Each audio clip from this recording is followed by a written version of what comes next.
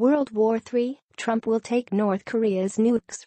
U.S. President Donald Trump declared Wednesday that he will not accept a North Korea with nuclear weapons and will continue to put maximum pressure on the regime.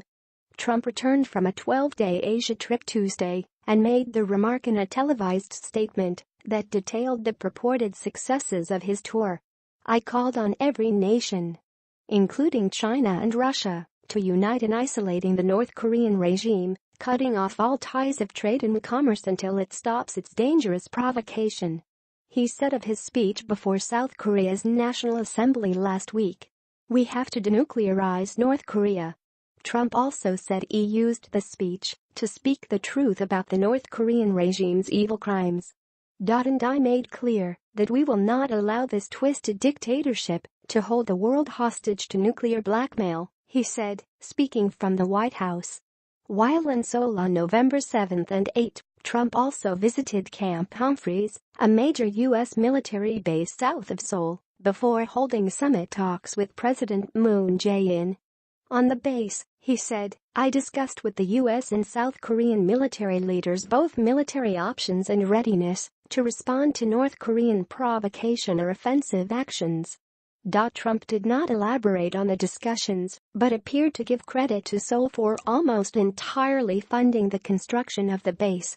He also made a point of highlighting his discussions with Moon about America's commitment to reducing the U.S. deficit in goods trade with South Korea.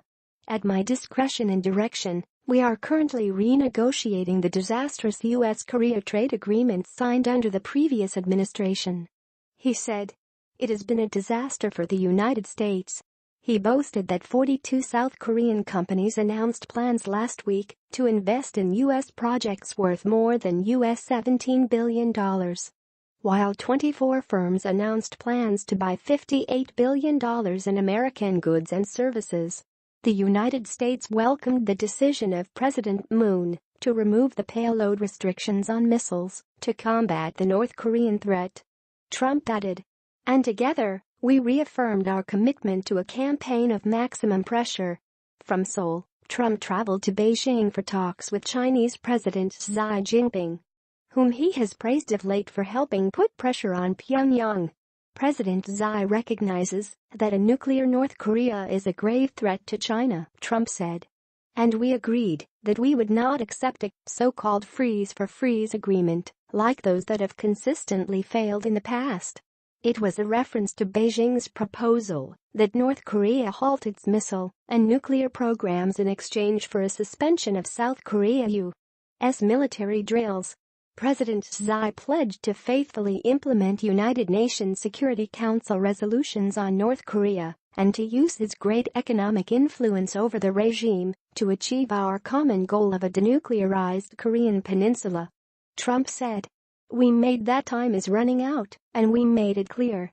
And all options remain on the table." Trump's Asia trip came amid heightened tensions over North Korea's pursuit of a nuclear missile capable of reaching the continental U.S. The trip, which also included stops in Japan, Vietnam and the Philippines, had been billed as a push to step up international pressure on North Korea and reduce U.S. trade deficits with the region.